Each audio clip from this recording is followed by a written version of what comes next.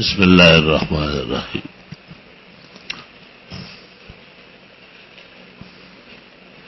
چونکہ احادیث کا علم اسانید کا علم ہے اور محدث کا وظیفہ اشتغال فی الاسانید ہے، اور اللہ رب العالمین نے اس دین کو مصطفی شرائع کو جو اعزاز بخشا ہے وہ وجود اسانید اور علو الاسانید.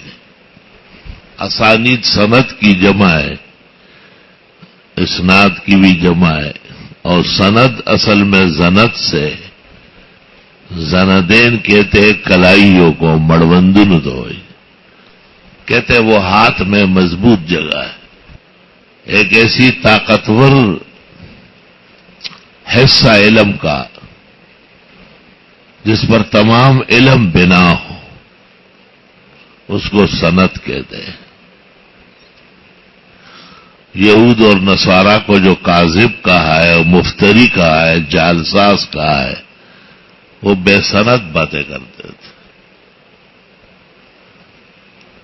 قالت الیہود عزیر ابن اللہ وقالت النصارى مسیح ابن اللہ. قرآن کریم نے کہا ایسی باتوں پر آپ کو آثار العلم پیش کرنا چاہیے،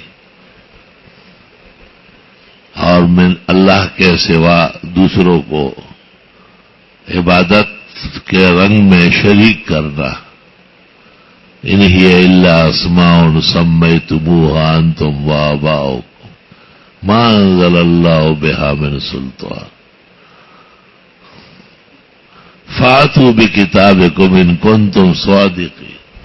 لاؤ نہ کوئی مذہبی تحریر پیش کرو، دستاویز سند پیش کرو اگر تم میں صدق ہے. مستند دین محمد عربی صلی اللہ علیہ وسلم کا ہے، اور زبردست اسانید ہے. حیران کن بات ہے، پیغمبر نے 2 آدمیوں کے سامنے بات کہی، 2 ناقل ہے، 20 کے سامنے کہی 20 ناقل ہے، مجمع میں کئی سب ناقلین ہیں. ایک تکوینی نظام کے تحت اللہ تعالیٰ نے صنعت کی ضرورت پیدا کی.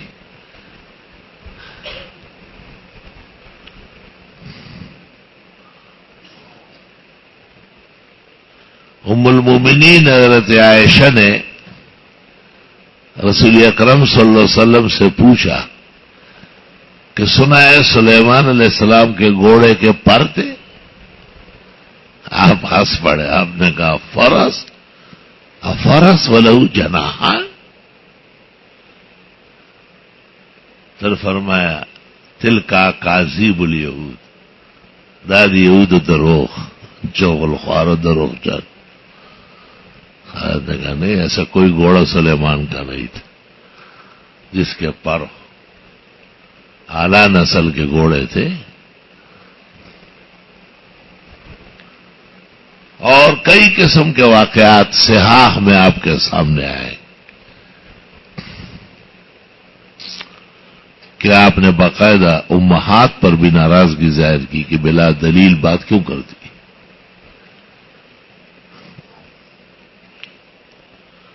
اور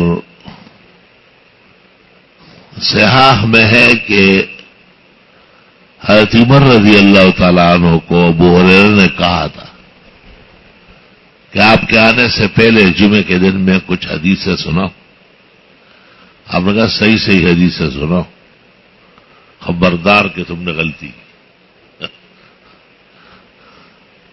حضرت عمر نے کہا، حضرت ابو ہریرہ نے کہا میں اکیلے تھوڑی ہو، تمام قبائل موجود ہیں.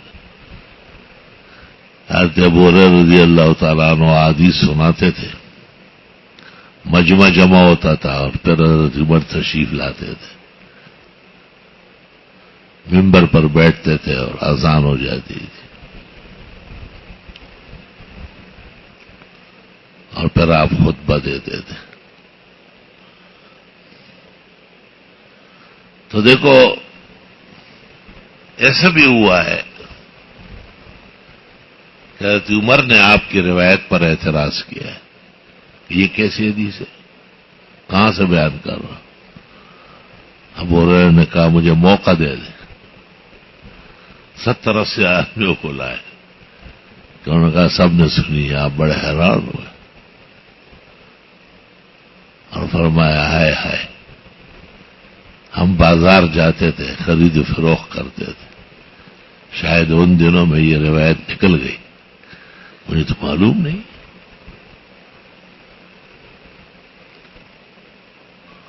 اور ایسے کبار صحابہ کے ساتھ رہا ہے۔ حضرت عمر رضی اللہ تعالیٰ عنہ فارس جا رہے تھے اور اسلامی لشکر ساتھ تھا، آپ کی خدمت میں آیا کہ وہاں پر وبا پھیل گئی اور جانا مناسب نہیں ہے۔ تو مسئلہ یہ سامنے آیا کہ کیا امر الہی سے کوئی بچ سکتا ہے؟ حضرت عمر رضی اللہ تعالیٰ عنہ نے حکم دے دیا کہ واپس ہو جاؤ، اور بہت فکر مند ہے۔ ایک جلیل القدر بدری صحابی نے راستے میں کئی اور سے آ کے ملاقات کی اور کہا پیغمبر کی حدیث ہے کہ جہاں وبا آ چکی ہو وہاں جانا نہیں، اور جہاں آ چکی ہے تم وہی ہو وہاں سے بھاگنا نہیں۔ اور اتنے خوش ہوئے تھے عمر کا، کیا بات کہی، اس وقت ہوتے سونے سے توڑ لینا، این بین ہی روایت بیان کی۔ اور حضرت عثمان رضی اللہ تعالی عنہ جب مسجد نبوی کی تعمیر کر رہے تھے، لوگوں نے کہا یہ گارا نبی اور صحابہ کے ہاتھ کا ہے، ہمارے بڑوں نے بنایا ہے، تم کیا کہو کہ ایسی تعمیر کر رہے ہو، یہ ختم ہو جائے گا اور نئی بن جائے گی، یہ ٹھیک نہیں ہے۔ حضرت عثمان نے تعمیر جاری رکھی اور اعلان کیا انما یامر مساجد اللہ من آمن باللہ والیوم الآخر، مومن کا کام ہے مسجدیں بنانا، یہ مسجد ہے اور ہم مومن ہیں لہذا بنانا ضروری ہے۔ اور ساگوان کی لڑکی روم سے منگوائی اور کچھ کے پتھر منگوائے اور وہ لگوا رہے تھے۔ عبد الرحمن ابن عوف سفر پر تھے، بخاری کا واقعہ ہے، تشریف لائے اور حضرت عثمان کو کہا کہ رسول اکرم صلی اللہ علیہ وسلم کی حدیث ہے کہ میری مسجد اگر صنعاء کو پہنچی تو بھی میری مسجد ہوگی۔ اور حضرت عثمان نے اعلان کیا، لوگوں کو جمع کیا، ممبر پہ بٹھایا اور کہا بتاؤ کیا کون سی حدیث؟ کاش کہ اس وقت ہوتے جب یہ لوگ باتیں کرتے تھے، لوزنتک بالذہب، میں سونے سے تجھے تول لیتا تو سارا سونا آپ کو دے۔ کیسی قیمتی حدیث سنائی آپ نے۔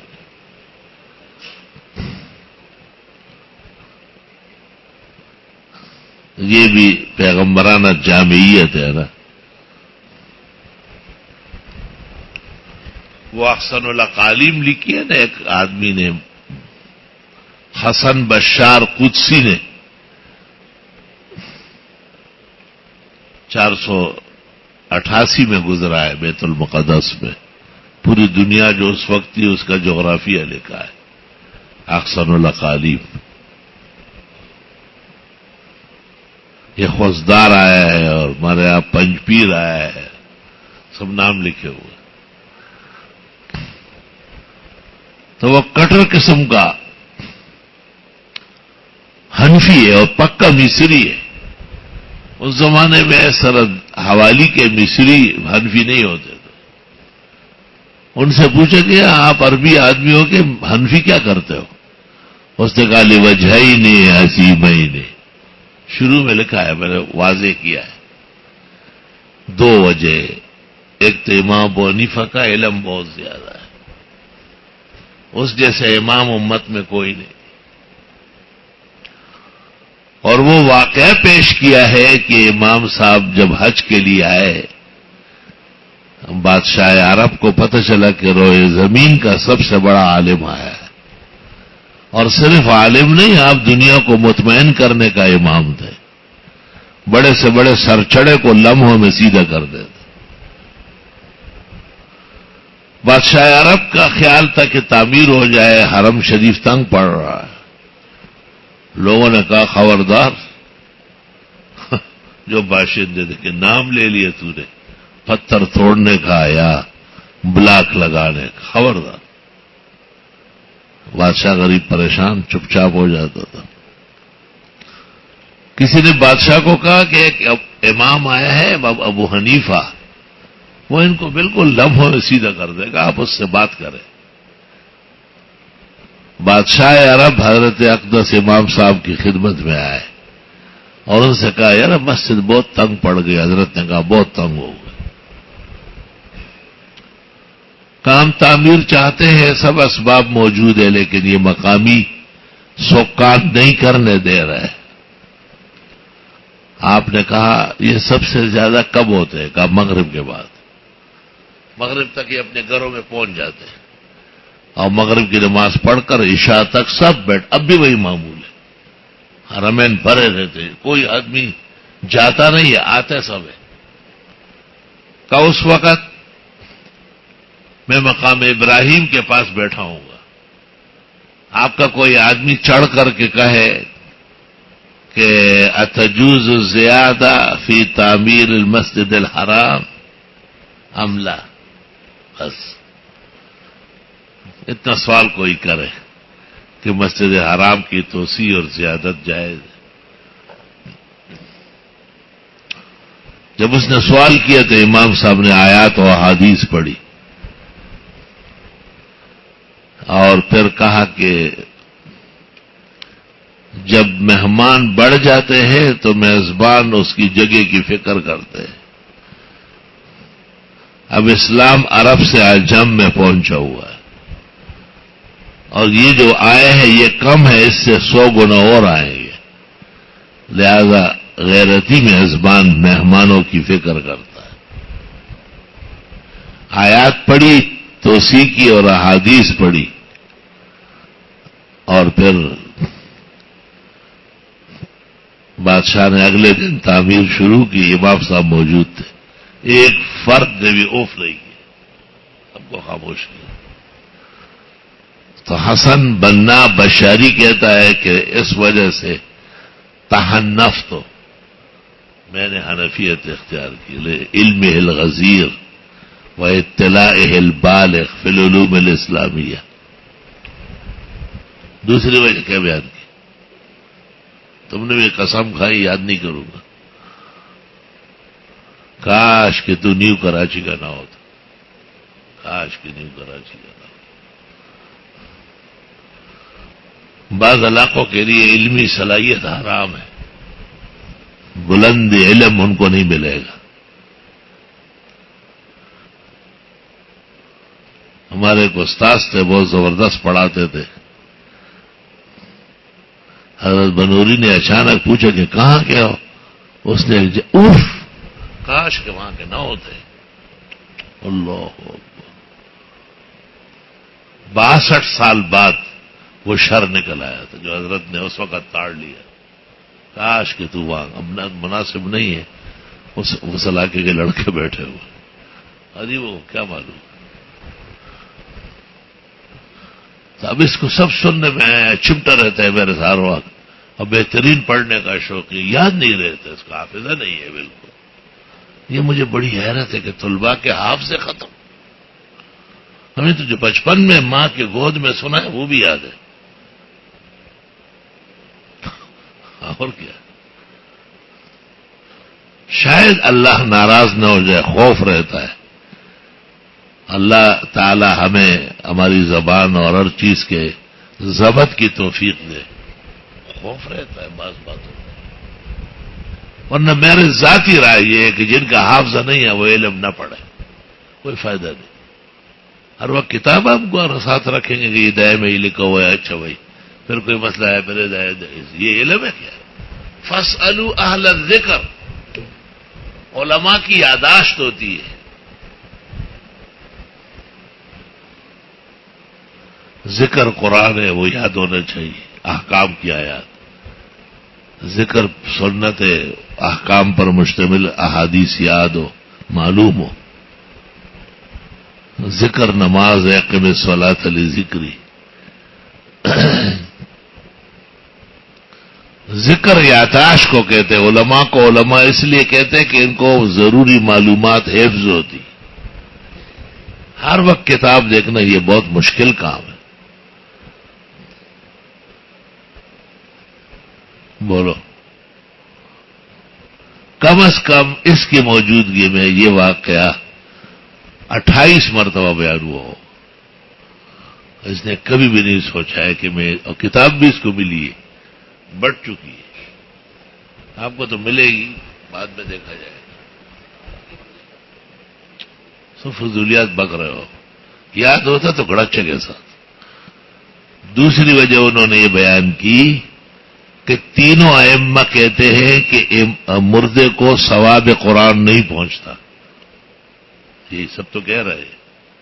اور امام اعظم کہتے ہیں کہ لا الہ الا اللہ سب سے زیادہ ثواب تو قرآن کا پہنچتا ہے.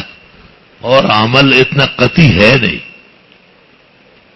وہ مالی تصدق کے تینوں قائل ہیں. قرآن کے ثواب کے قائل نہیں ہے، دعاؤں کے قائل ہے. ایچے بلا جبے. تو بنائی کو بھی یہ مسئلہ بہت روشن نظر آیا ہے. تو وہ کہتے ہیں پہلا مسئلہ دلالت علی افادت الاحیاء ہے، اور دوسرا مسئلہ دلالت علی افادت الاموات ہے. حنفی فقہ کے اندر سب سے نیک عمل قرآن شریف پڑھنا ہے.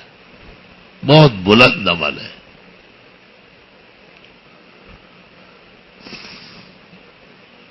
آپ سے کوئی مردہ ناراض ہے یا آپ کا خیال ہے کہ مجھ سے بے ادبی ہوئی، تو آپ مسلسل قرآن شریف پڑھیں اور اس کو بخشیں. آپ کو آ کے کہہ دے گا وہ کہ میں راضی ہوں، آپ کا بہت احسان. ابھی حال ہی میں محمد انور شاہ کا نانا بیمار تھا، 100 سال کے قریب عمر تھی. تو ہم نے نوشہرہ ملٹری اسپتال میں داخل کیا تھا. بڑی اچھی دیکھ بھال تھی، لیکن بس وہ جو جاتا تھا وہ کورتے میں بول رہی کورتے میں بول رہا. اب گھر لے جانا بڑا مسئلہ ہے. وہ سارے نل کے لگے ہوئے، پائپ چڑھے ہوئے، لمحوں میں وہ نرسیں آتی ہے، ڈاکٹر دیکھتے ہیں. وہ نرسوں سے تنگ تھے کہ عورتیں مجھے دیکھ رہی. اچھا، میں جب یہاں سے چلا گیا ملاقات کی، میں نے باقاعدہ ہم سے ہاتھ ملایا، انہی پائپوں کے اندر سے ہاتھ بڑھایا، مجھ سے اور اسجد سے جو نے سب سے ہاتھ ملایا. اور پھر مجھے کہا کہ یار پس طریقے میں کورتا وہ تھا کور ڈیر زیادہ ماں لالا کور تک کور کے بجائے دم رہے احتیاط سنگ کی حالک بٹول تنگ شی. اب جب مجھ سے وہ مایوس ہوئے نا، تو اس کے بعد اس نے نہ کسی سے بات کی، بل چاہتے ہوئے دمرا کھا پائے میں بالکل مڑے ہو گئے. میں منہ سے کہا نا کورس مت ہوتا. ہم تو اس کے فائدے میں کر رہے تھے کہ اسپتال میں علاج اچھا ہے. وہاں انہوں نے کہا کہ جی یہ تو فوجی اسپتال ہے اور ایمرجنسی میں ہم نے داخل کیا تھا اور اب اس کو لے جائے. میں نے سرحد کے بڑے بڑے ڈاکٹروں سے بات کی، وہ غریب، وہ کہتے ہیں ہم فوجی کو منہ نہیں دکھا سکتے. اچانک وہ ڈائریکٹر آیا ایسا ہی ہمارا، میں نے اس کو اس نے کہا اف یہ تو فوجی گاڑیوں میں پروٹوکول کے ساتھ آنا تھا. مجھے کہا مجھے 10 منٹ دے دے آپ. 10 منٹ میں اس نے نوشیرہ و پشاور کے فوجیوں کی ایسی کی تیسی کی کہ سب جاؤ آپ بستر پہ سلوٹ کرو اور نگرانی کرو اور ڈاکٹر کا مجھے نام دو جس نے آرڈر پاس کیا ہے کہ اس کو نکالے یہاں سے, اس کو آج ہی ڈسچارج کر دیتا ہوں. بہت اعزاز و اکرام, بڑے خوش ہوئے, شکریہ ادا کیا اور کہا, میں نے کہا یہ آپ رہیں گے اگر 2 سال بھی بیمار ہو, لیکن بس ان کی زبان پر ایک جملہ تھا, ایک کور تھا, میں بول رہی گھر لے جاؤ.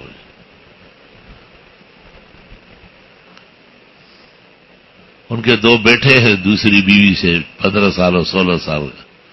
وہ دونوں بتا رہے تھے کہ آپ کے جانے کے بعد بہت روئے. کہا آپ گھر جانے کے تمام امکانات ختم ہو گئے. اب میں اتنا اس میں فکر مند ہوں, میں آپ کو بتا نہیں سکتا کہ مجھ سے غیر اختیاری غلطی ہو گئی. پیغمبر نے کہا ہے مردہ اور مرنے والا تم سے پانی بھی مانگے مت روکو, شفا اللہ کے ہاتھ میں. اس طرح بھی ہوا ہے. ایک اسپتال میں ایک بیمار کی تیمارداری کر رہا تھا, ساتھ میں ایک اور آدمی کو گولیاں لگی تھی. وہی یہ گٹھ بھرا کہیں کا تھا, وہی جو مرشم کا. اس وجہ میں نے ان کے بھائیوں کو بیٹوں کو کہا, میں نے کہا پلاؤ رکھا تھا. نہیں جی ڈاکٹر صاحب کا خبردار. میں نے ایک گلاس زبردست لبالب ٹھنڈے پانی کا بھرا اور انتظار میں ہوا جب ان کے بھائی بیٹ ماں گزر لاڑا میں والا لالا یہ رہے بولے صرف جنت تے دائشہ ویس کرے کچھ ویس کرے پشاپ رہے ہو تو لڑو حیران میں 10 میں یار بے وقت مر دیکھے میں یار جسے کم ور کو وہ اندر ٹانکے کھل گئے سارے. ماں یار پیغمبر ویدی چھوڑ گئی. لا الہ الا اللہ, اللہ ان کی عزت دے. اور رشتے دار کو نا کہ ٹھیک ہے ارمان تو پورا ہوا. مسلمانوں کا بڑا عقیدہ ہوتا ہے. موت تو لکھی ہوئی تھی, وہ تھوڑے ٹل سکا. آپ پانی نہ دیتے تو بھی یہ لمحات دوں گا ایمان دے مر نہ ٹلا خجو بٹو شال اگر دا سے تو اگانے ہو کے دا سے میں لڑو بما. بیمار کا معاملہ بڑا جو ہے نا پہنچال کا معاملہ ہوتا ہے. تو بہرحال چونکہ شرائع مصطفیہ مستند ہے اس لیے ترمذی شریف کے شروع میں بھی کچھ اسانید کا ذکر ہوتا ہے. مجھ عاجز اور فقیر نے ترمذی شریف مکمل دونوں جلدیں بما شمائل کے حضرت الاستاذ مولانا مفتی ولی حسن صاحب جو فقیہ حاضر الامہ اور محدث کبیر تھے اپنے زمانے میں اور مفتی اعظم پاکستان کا شرف حاصل تھا انہیں. ایسا نہیں جیسے لوگ گھر میں بیٹھ کے فیصلے کرتے, واقعی وہ مفتی اعظم تھے. اور مفتی محمود جیسے فقیر جب بات شروع کرتے تھے کہتے مفتی ولی حسن کو بلاؤ, اس کو قریب کرو. قدر زر زر گر شناست قدر جوہر جوہر. حضرت صاحب نے تھارا فقہ پڑھا ہے, ہدایہ اول بھی پڑھی. ہمارے سال کہا کہ 23 سال پہلے میں نے مولانا رفیع اور مولانا تقی کو ہدایہ پڑھایا تھا. اس وقت 1974 میں ہم پڑھ رہا تھا. کہ 23 یا 24 سال پہلے ان کو وہ اخوین کہتے تھے. یہ اخوین کے والد مفتی شفیع کے حکم پر مجھے خاص بلایا کہ حضرت میں چاہتا ہوں میرے بیٹے آپ سے فقہ پڑھ لیں.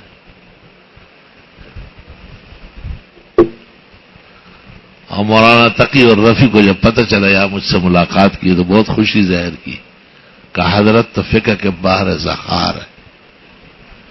پھر ہدایہ ثانی ان کا مشہور تھا, ہدایہ ثالث, تینوں ہدایت دھڑے لے کے پڑھے. اور دور حدیث میں ان کے پاس ترمذی شریف مکمل ہوتی تھی، اور پہلے حضرت الاستاذ حضرت مولانا محمد یوسف سے بنوری خود پڑھاتے تھے، بخاری شریف کے ساتھ ترمذی شریف بھی۔ جب ان کے معارف و سنن کے 6 کے 6 جلد چپ گئے تو حضرت مفتی ولی احسن کو کہا کہ اب ترمذی آپ پڑھائیں، آپ فقیہ ہے، مفتی ہے، یہ فقہ اور فتوے کی کتاب ہے۔ مفتی ولی احسن نے کیسے پڑھایا؟ مولانا عبدالحق صاحب کھوڑا کھٹک دیوبند میں ان کے استاذ تھے، لیکن ایک موقع پر مجھے کہا آپ خوش قسمت ہیں، آپ نے مولوی ولی احسن سے ترمذی شریف پڑھ لی۔ اندازہ لگا محقق الاثر مولانا سرفراز خان کے در سے ترمذی میں شریک ہوا، پوچھا کہاں پڑھی؟ میں نے بتایا، فرمایا نہیں بھائی نہیں، ان جیسے نہیں پڑھا سکتا، وہ بہت عالی العلم ہے۔ حضرت مولانا سنجان صاحب نے بھی مجھے کہا کہ میری بڑی خواہش ہے حضرت کا ترمذی کا درس سنو۔ میں نے ایک کیسٹ لگایا، کافی دیر تک سنتے رہے اور بہت آپ دیدہ ہو گئے، فرمایا کمال حاصل ہے۔ بہت شوق سے پڑھاتے تھے، وہ بالکل گھنٹہ بجنے سے پہلے آ کے کھڑے رہتے تھے، یہ مضمون پر حاوی ہونے کی دلیل ہے۔ کہتے تھے وہ باچا خان ایک تو ہے، باچا خان گھنٹی بجاؤ یار، جی حضرت 2 منٹ چھوڑا، بجاؤ یار، بجاؤ بجاؤ بجاؤ۔ اور یہ ان کی ایک عادت تھی کہ گھنٹی سے پہلے نہیں آتے، کہتے گھنٹہ 10 منٹ پہلے بھی بج جائے۔ ایک دن میں نے باچا خان کو کہا، بہت خاص جگہ تھی ترمذی میں نے کہا 100 روپے دیتا ہوں، کہ 10 روپے کا بھی بجا دوں گا، 100 روپے کے تو 10 دن بجاؤں۔ میں نے کہا نہیں ذرا پہلے بجا، یار مولانا موجود ہے، حضرت بنوری سفر پر تو نہیں ہے، نکال نہ دے مجھے۔ میں نے کہا نہیں نکالیں گے، 10 منٹ پہلے بجا لیے۔ طلباء بھی سب باہر نکل کے دیکھنے لگے، جو بڑے وہ ہوتے نا محتاط ہوتے کہ جلدی نہ جائے۔ دورے والے خوش ہو گئے۔ حضرت نے پوچھا کہ آج جلدی بجی کیوں؟ میں نے کہا جی باچا خان کو راضی کیا ہے۔ کہا اچھا ہے، آپ کو ثواب ملے گا۔ 10 منٹ ہمارا درس زیادہ ہوا، کیونکہ اس زمانے میں یہ رواج نہیں تھا کہ کوئی استاد یاسین علیہ من اللہ ما علیہ وہ اپنے حساب سے آئے۔ اس زمانے میں تو وہ پڑھا رہے اور سامنے ایک کڑا ہے، کیا مصیبت ہو، سادھارن گھنٹے 10 پیک در پیک ہوتے تھے۔ حضرت بنوری پڑھا رہے تھے بخاری شریف، چونکہ حضرت کا درس دریائی ہوتا تھا، بہت سیلاب موجے مارتا تھا، تو مولانا ادریس میرٹھی سامنے آئے، گھنٹی ہو چکی تھی۔ حضرت نے کہا حضرت 2 منٹ، فرمایا میرے پاس 1 منٹ بھی نہیں ہے، ٹائم ہو چکا ہے اور میں حاضر ہو رہا ہوں۔ مولانا ادریس صاحب حضرت بن انا للہ و انا الیہ راجعون، کوئی ایسی بات نہیں ہے اگر آپ کی رضا نہ ہو آج سے ہم سب رخصت ہو جائیں گے، آپ کے حکم پر آپ کی مدد کے لیے حاضر ہوئے۔ وقت کی بات ضروری ہے، دیکھو کیسی تربیت ہوئی ہے۔ اس کے بعد حضرت نے دفتر جا کے دفتر والوں کو کہا اب میرا گھنٹہ ان کے پیچھے لگاؤ، یار وہ تو میرے اوپر سوار ہو رہا ہے، وہ سوری کی بالکل۔ تو پھر حضرت مولانا ادریس کا پہلے کر دیا گیا، اور ہمارے زمانے میں پھر جیسے بخاری کا آپ کا اخیر میں، پہلے ٹائم کے اخیر میں، اس طرح کر دیا، پھر حضرت اذان تک پڑھاتے۔ تو ٹھیک ہے، ہمارے ساتھ احسان بھی ہے حضرت مولانا یاسین سے دامت برکاتہم، وہ خود کہتے ہیں کہ بس مولانا کا گھنٹہ ضروری ہے اور انشاءاللہ تعالی ان کو اس کا ثواب ملے گا، وہ اس عزم سے وہ دیر کرتے کہ ترمذی اہم کتاب ہے، یہ زیادہ ہو جائے۔ اور واقعی اگر کوئی اور ہوتا جو مولانا ادریس کی طرح بھاگتا ہوا تھا، ہمیں بہت تکلیف ہو جاتی۔ اللہ ان کی عمر میں برکت دے اور ان کا فیضان ادارے کو، طلباء کو دیر تک نصیب کرے۔ تو حضرت کا بڑا عجیب گھنٹہ ہوتا تھا، استاد محترم مولانا مفتی ولی احسان کا. ایسے ایک ٹانگ اوپر ہوتی تھی، ایک نیچے ہوتی تھی، اس طرح نہیں بیٹھتا تھا، اور طرح بیٹھتا، ہم بیٹھ نہیں سکتے. کا وجود دبلا پتلا تھا، مولانا تقی صاحب کی طرح بالکل. اور جیسے اٹھتے تھے نا تو پھر وہاں ہوتے تھے کہ وہ سیکنڈ کے بار ہوتے. آتے وقت بھی چلو وہی چلو بس شروع، بالکل باہر پوری عبارت کبھی نہیں پڑھوائی. اور 2 لفظ طالب نے پڑھے، اس کے بعد کہا بس ہائے ہائے ہائے ہائے لا الہ الا اللہ، جیسے علم نازل ہو رہا ہے. وسیع اطلاع تھی ماشاء اللہ. انہوں نے ترمذی شریف پڑھی تھی. شیخ الاسلام شیخ العرب والعجم، صدر المدرسین دارالعلوم دیوبند، حضرت اقدس حضرت مولانا حسین احمد صاحب مدنی سے. اور حضرت مدنی درس حدیث کے بیتاج بادشاہ تھے. آپ کے لیے یہ کافی ہے نا کہ آپ اور مفتی کفایت اللہ اور مولانا انور شاہ صاحب 1 سال کے فراغا ہے 1314 ہجری کے.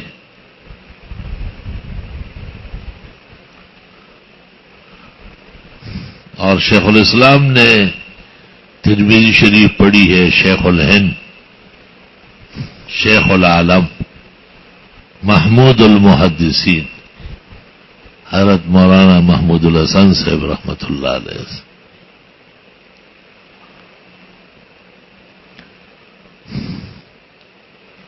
انہوں نے ترمذی شریف پڑھی ہے. فقیہ الہند اور محدث الہند حضرت مولانا رشید احمد صاحب گنگوئی سے. اور تو مسلم اور بخاری پڑھی ہے حضرت مولانا محمد قاسم صاحب سے. بخاری میں بتاتا ہوں.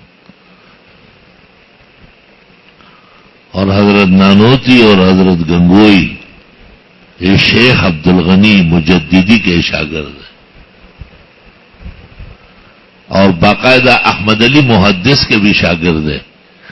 اور احمد علی محدث پھر شیخ عبد الغنی، اس کو شیخ عبد الغنی کا ہے، یہ شاہ عبد الغنی نہیں ہے. یہ شاہ اسحاق اور شاہ عبد العزیز کے خاندان کا نہیں ہے. یہ ایک اور عالم دین ہے بہت بڑے، شیخ عبد الغنی مجددی کہا کرے. ہمارا الاقسام میں اسانید شائع ہوئی تھی، غلطی سے شاہ آ گیا تھا.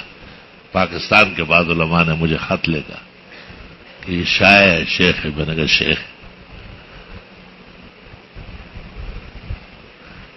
اخطاء اور صدور خطا پر اطلاع باعث شکر ہے. اور میں نے ہمایوں مغل کو بلایا، میں نے کہا اگلے شمارے میں معذرت کر لو اور شیخ عبد الغنی مجددی لکھا کرو.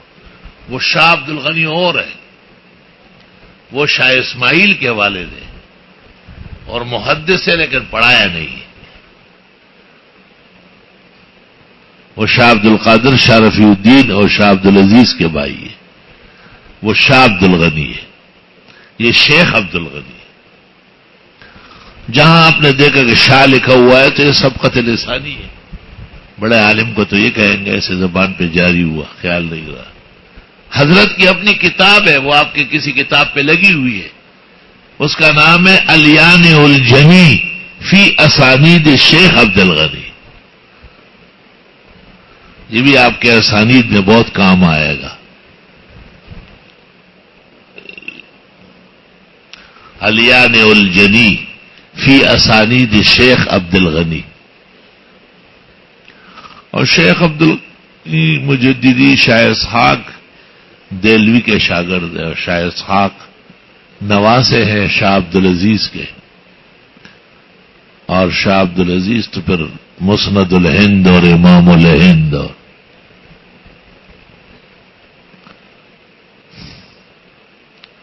اور استاد محترم مولانا لطف اللہ صاحب سے سنا تھا کہ اگر کسی نے کہا کہ شاہ عبد العزیز مولانا انور شاہ سے بڑے عالم تھے تو اس خبر ودا اور خیال رکھنا شاہ صاحب لوئی سڑے ودا قابل تحمل دا بل ملا آگا نا ہندوستان کے لوئی نشتا.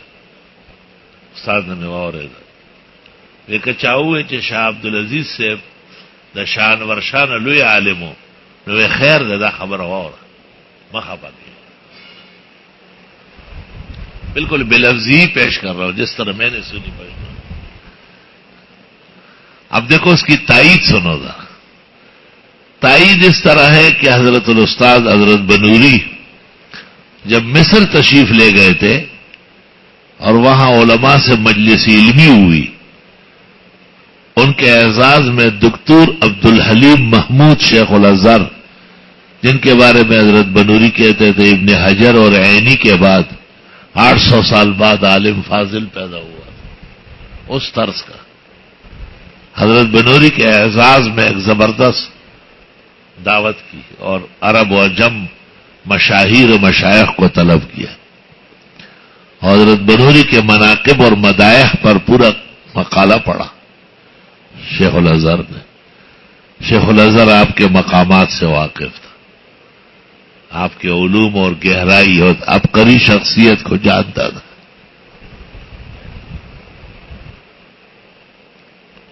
اس مجلس میں کسی نے کہا کہ شاہ انور شاہ علوم میں شاہ عبدالعزیز سے بلند ہے.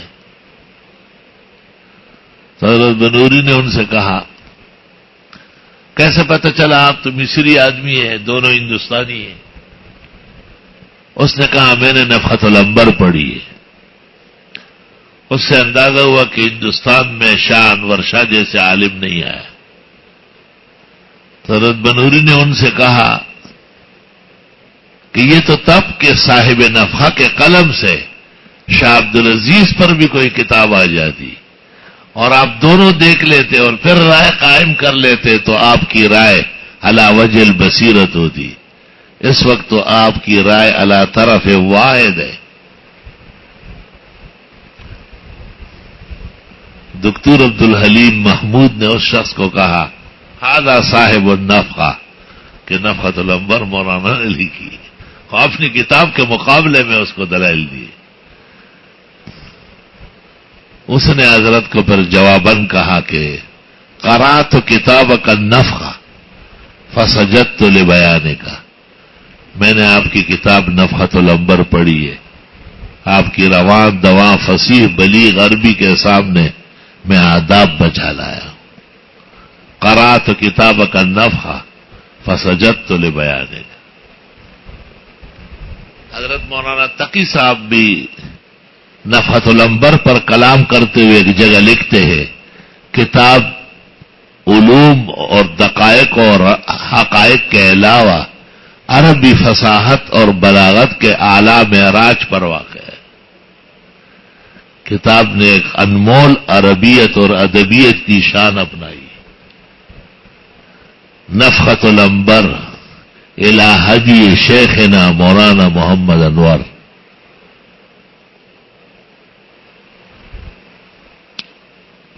تو دیکھو حضرت مولانا لطف اللہ نے بھی پشتو زبان میں کہا کچا ہوئے کہ شاہ عبدالعزیز انور شاہ سے ابن لوی ملازن و خیر دے تا خبر واو رہی کر پدی مانے جنگ مکہ ہوئی.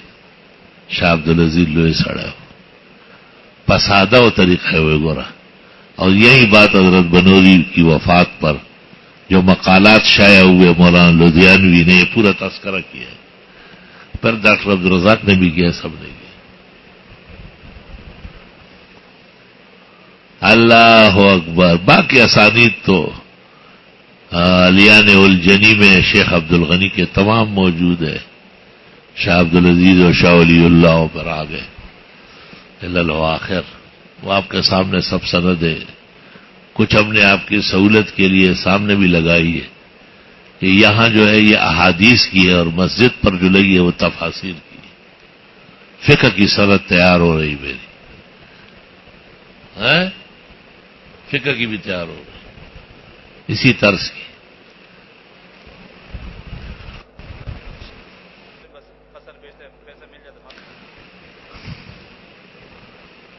اس کے علاوہ ترمذی شریف کے بعض اسباق ہمیں حضرت اقدس فقیہ هذه الامہ محمود الملت والدین، میدان سیاست اور فراست کے شاہ سوار، محدث کبیر، فقیہ علی الاطلاق، مفتی اعظم اسلام حضرت مولانا مفتی محمود صاحب سے بھی پڑھی۔ ان کی عادت تھی کہ جب تشریف لاتے تھے کراچی، مہمان ہوتے تھے بنوری ٹاؤن میں، تو دور حدیث کے طلباء جا کے درخواست کرتے تھے کہ حضرت کوئی وقت ہو تو ایک حدیث پڑھا دیں۔ آپ جیسے علمی بہار پر مشتمل شخص میں نے زندگی میں نہیں دیکھا ہے۔ آپ کا تن من گوشت پوش رنگ ڈنگ سارا علم کا تھا، کاش کے دیکھ لیتے۔ ایک عجیب غریب اللہ نے انمول بندہ بنایا تھا، سیاسیات کا ان پر گرد و غبار بھی نہیں تھا، جیسے بیٹھے رہتے تھے ایسا لگتا ہے جیسے درسگاہ سے کبھی باہر نہیں گیا ہے۔ دل و دماغ آپ کا ہم وقت طلبہ کے ساتھ اور احادیث کے ساتھ ہوتا تھا۔ آپ بڑی خوشی سے قبول کرتے ہیں کہ ٹھیک ہے۔ پھر طلباء حضرت مفتی ولی حسن صاحب ترمذی پڑھاتے تھے نا، تو ان سے وہ کہتے میں خود جا کے درخواست کرتا ہوں، تو مفتی ولی حسن جا کے پھر مفتی صاحب کو لے آتے تھے، اب میری بھی درخواست ہے حدیث شریف پڑھائے، تو عموماً وہ ترمذی شریف کی حدیث پڑھاتے تھے۔ عجائب غرائب ابحاث ہوتی تھی۔ اللہ تعالیٰ نے بڑا تبحر دیا تھا۔ ایک تو وہ خود مصنف تھے، زاد المنتہی شرح ترمذی لکھی ہے، اور دوسری بات یہ کہ چونکہ ان کو پتہ تھا کہ ان لوگوں کو معارف السنن یاد ہے، تو وہ معارف السنن سے بالا باز کرتے تھے۔ یہ عجیب بات ہے، ایک اور باز شروع کر دیتے تھے۔ اس طرح غالباً 4 یا 6 حدیث ہے ترمذی شریف کی ہم نے اس نابغہ زمانہ اور اس یادگار اسلاف، جس کے لیے فضائل و مناقب کم ہے اور ان کی شان بہت بلند ہے۔ خواجہ تیرے حریم مقدس پہ جان نثار، ہر ذرہ جس کا جل وگائے حسن یار ہے۔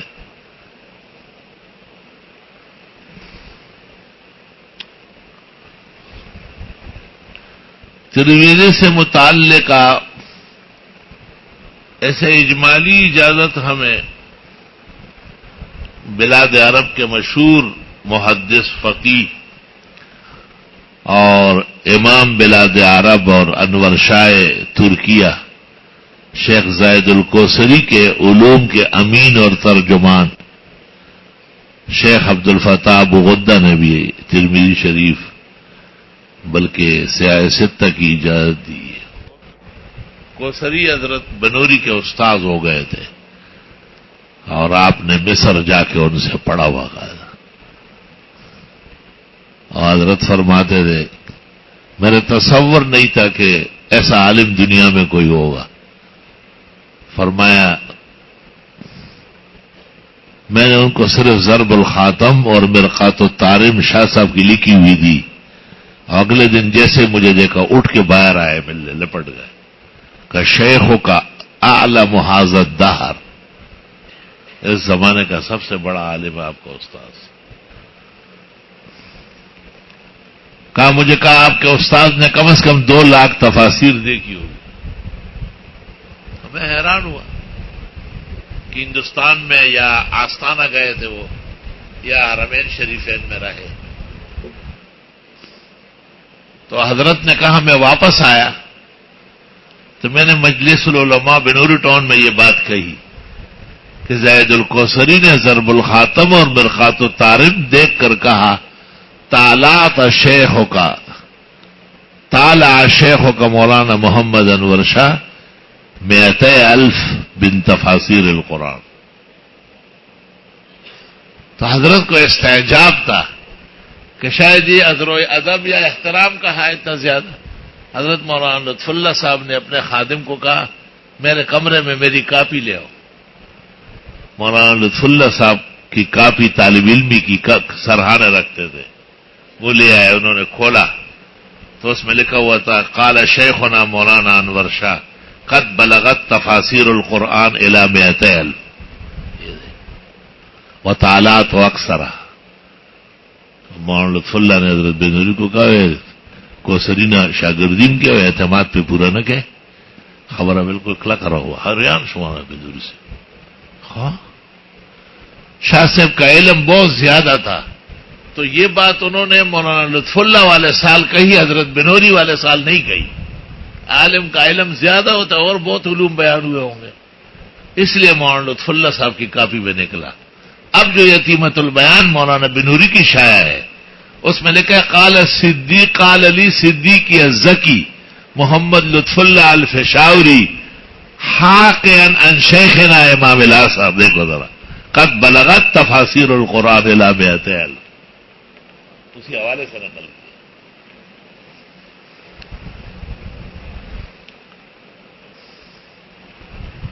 سبحان اللہ و بحمدہ سبحان اللہ العظیم. میں نے مولانا مفتی ولی احسن سے کہا، بہت قرب تھا، بہت نزدیک تھے ہم. میں نے کہا جی مفتی محمود ایسا پڑھاتا ہے کہ لگتا ہے کہ اس پر دنیا کی ہوا نہیں لے گی، یہ سیاست کیسے کرتا ہے؟ کہا سیاست اس کی ایک ضرورت ہے، اور یہ جو علم ہے یہ اس کی روح اور جان ہے. یہ آدمی اصلاً درسگاہ کا آدمی، وہ بڑا روئے، بہت روئے. کہا میں نے بہت دفعہ مولانا کو کہا ہے کہ اس کو بٹھا لے، اس کو بٹھا لے کسی طرح، دنیا فائدہ لے.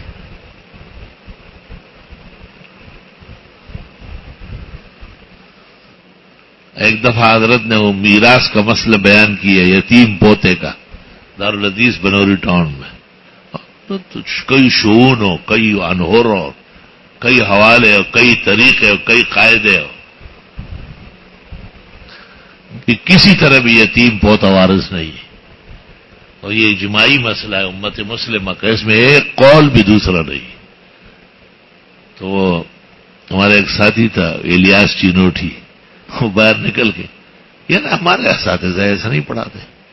ہمارے مولوی مفتاح اللہ ان کو کہتے ہیں ہم استادان دادا سی ورزی آگے سب پڑھاؤ.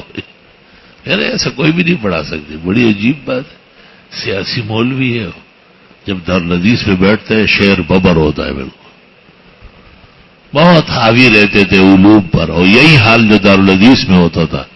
مولانا مفتی عمر شفیع، حضرت بنوری، قاری طیب، شیخ الحدیث غلام اللہ خان سے سب کے سامنے اسی طرح گرجتے تھے بالکل، اور سب کا ایک جیسا اعتماد تھا. ہمارے ایک استاد تھے مولانا معاذ الرحمان مرزا ڈیر کے، انہوں نے ایک دن کہا ضروری یہ خبر رہتا کو تمہیں بھی پی گیا ہو کہنا ہماری جی تو خویوں کا کہنا سخاوت ہو کلو نے وی شمس الحق سے ابراتوی چدا سنگ دا طالبان پہ مفتی محمود مین نہیں گورے منگے اوم دغا شان طالبان. اور شمس الحق صاحب 30 سال بڑے تھے اور 25 سال پہلے فارغ ہو گئے. شاہ صاحب کے اوائل کے شاگرد، لیکن حضرت کو کہا کہ مفتی محمود کے ہم بھی اتنا ہی مداح ہے جس طرح یہ مدرسوں کے طلباء آگے دوڑتے منگے ہم تمہارا قدردان ہے. ہمارے اس استاد نے مجھے یہ سنایا ضروری چیتے بھی بنے پی گئے ہو کنا میں جیتا سو سخاوت کل پائی کھلاؤ کہیں تو میں کوشش ہوگا مجھے پوش ہوگا. یہ استاد ہمارے معاذ الرحمان ہمیں اصولی بزدوی پڑھائی ہے، اور بیضاوی کا کچھ حصہ، اور الفوز الکبیر. دورے میں ان کے پاس ابو داؤد تھی، لیکن ہمارے سال پر تشریف لے گئے تھے. ہمارے سال مولانا بدیع الزمان صاحب تھے.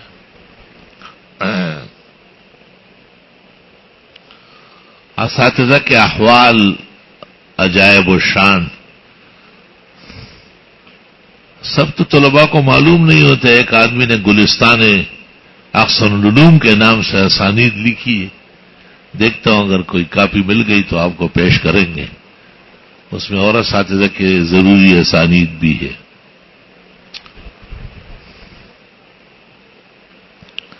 اس کے علاوہ دارالعلوم دیوبند کے محتمم حضرت مولانا قاری محمد طیب صاحب بھی ہر سال پاکستان تشریف لاتے تھے، اور بنوری ٹاؤن ایشیا کا بڑا ادارہ ہے، اللہ قیامت تک قائم دائم محفوظ رکھے اور رو بترقی رکھے، ہر دشمن دجال اور شریر سے بچائے رکھے۔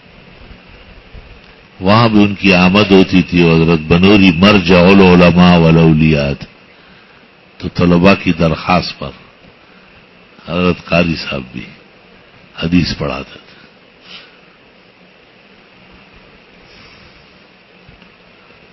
ایک دفعہ جب ہمیں سند دینے لگے نا، تو مولانا بنوری کی آواز آئی، وہ بھی آ کے ادھر بیٹھ گئے کہ مجھے بھی اجازت چاہیے، آپ تشریف فرمائیں۔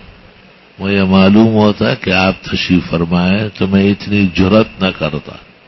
حضرت نے کہا کیوں، میں اتنا بد نصیب ہوں کہ میں اتنے علوم سے مجھے محروم کرنا چاہتے ہو؟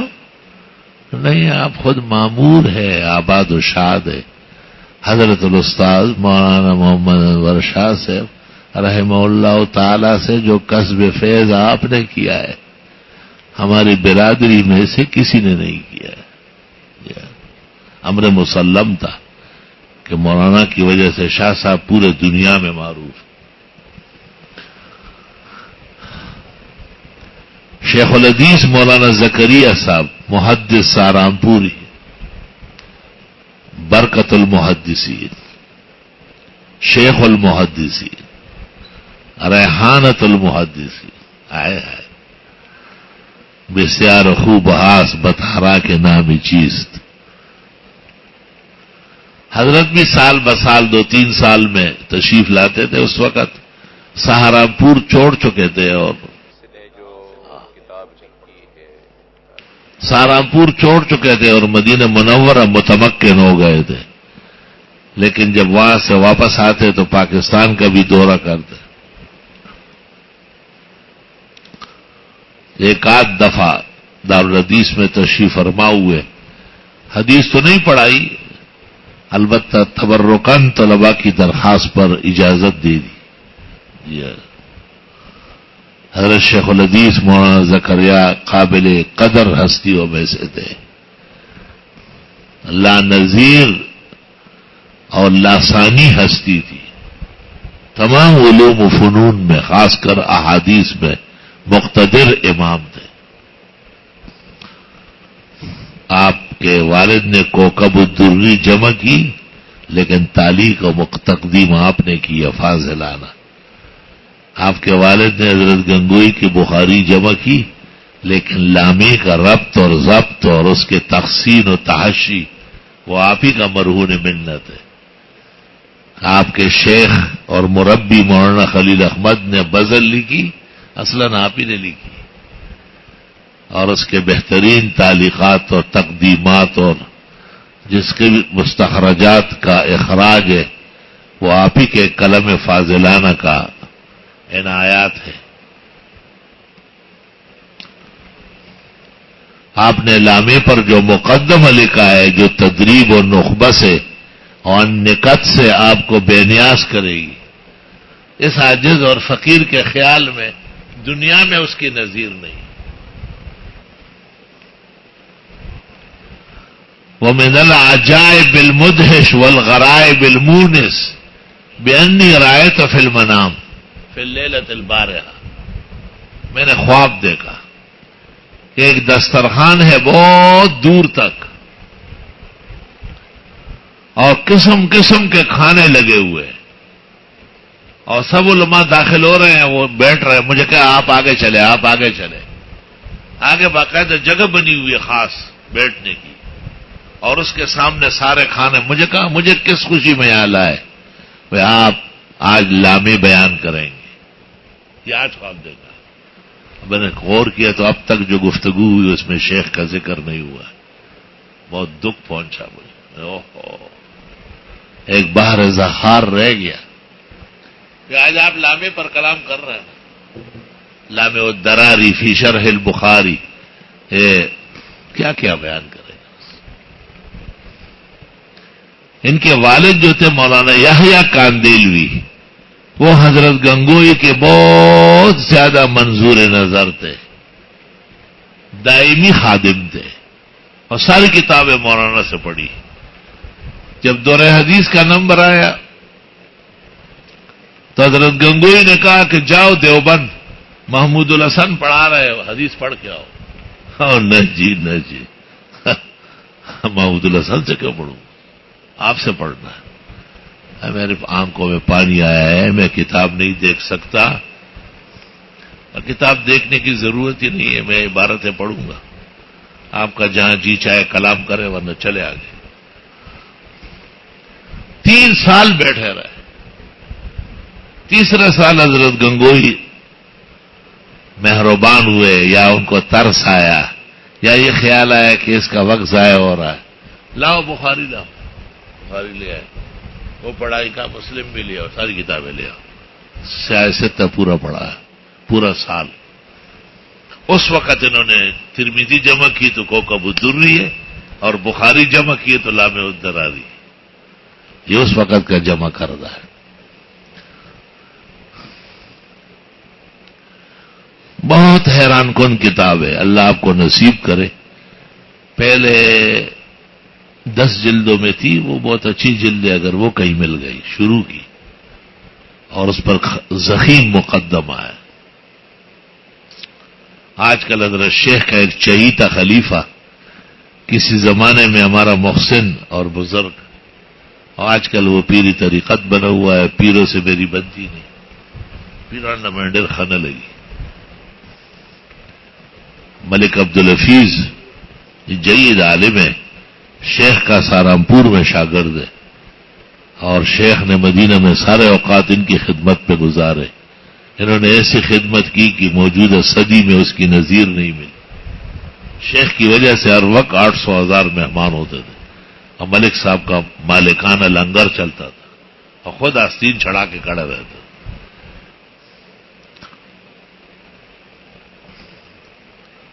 تو ملک عبدالحفیظ نے لامع الدرالی کو نئے شان سے چھپوایا، اور اس کا نام رکھا ہے معادن لامع الدرالی. اور وہ جو مقدمہ ہے نا، اس کا نام رکھا ہے الکبریت الاحمر. کیا ہے؟ الکنز المتواری. الکنز المتواری الی تقدیم لامع الدرالی. 24 جلدوں میں ہے.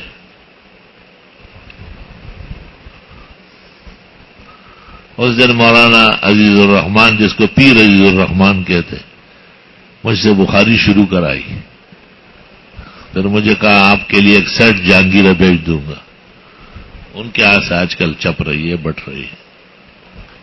باقی مجھے کتاب مل چکی ہے. میں کوئی کتاب روئے زمین کی میں 10 منٹ دیر نہیں کرتا اس میں نے کہا میرے پاس آ چکی ہے، پہلے والی بھی ہے اور اب کی بھی ہے.